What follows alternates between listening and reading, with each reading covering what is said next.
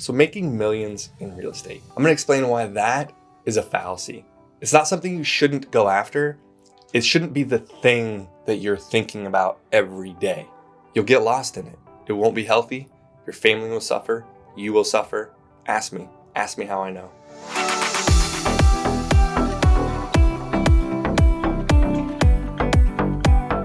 My name is Darson Grantham. I'm a real estate agent and investor here in Des Moines, Iowa. And on this channel, I talk about just investing in real estate, investing personally, building wealth, running a real estate team, and kind of management leadership stuff. So if you think about what making millions in real estate looks like, you need both cash flow and you need appreciation. And you also need a business, because in every building of net worth, you need the cash over here to buy properties or to buy an asset, and then you need the cash flow over here to pay your expenses. If you just have the cash flow, you need to do something with that, otherwise you're going to spend it all, right? And if you just had assets over here that had no cash flow, you can't pay your bills.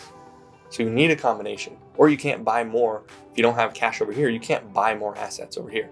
And whether it's real estate as the asset, whether it's stocks as the asset, whether it's crypto as the asset, gold as an asset, I don't care. You need to be able to make cash and transfer it to an investment. And the investment should pay you so you have more cash to invest in more investments, right? That is the brass tacks of building wealth.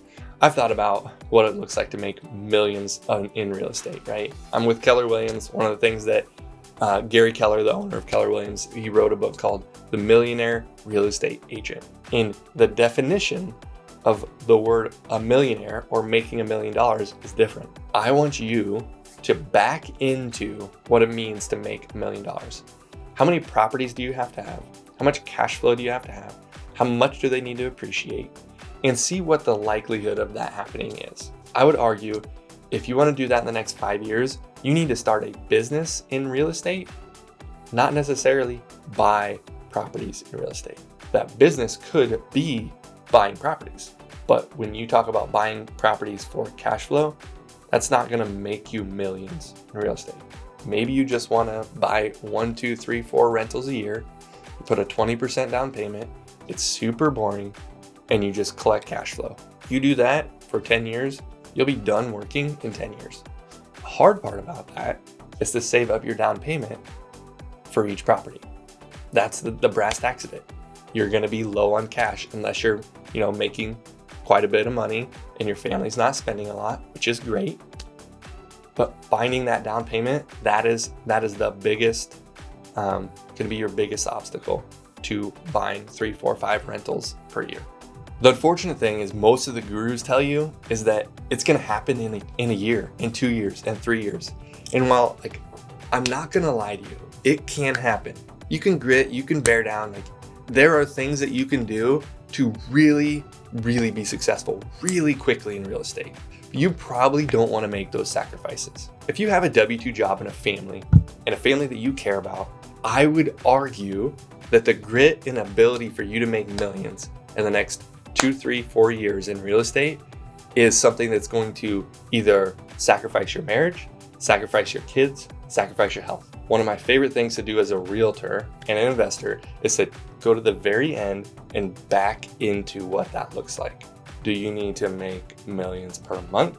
Do you need to make more than 1 million? What's your goal? How does that look? What do you need to do?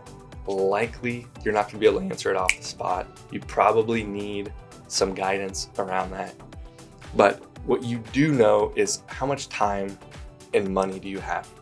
What do you want to sacrifice? Maybe go interview a few people that are doing the extravagant, really building up fast, and then go meet some people that are just buying 1 or 2 rental properties every single year. You're watching this video because you want to invest in real estate. If you're already doing it, great. If you haven't yet, you need to be. And I say need to be because I think it's one of the best diversification assets or just assets to invest in over the next 30 years that you're ever going to see. Has a lot to do with interest rates, has a lot to do with the inefficiencies in the market. So if you do like this content, click on this video. I go through the Des Moines Metro rankings of how many accolades Des Moines in general is getting.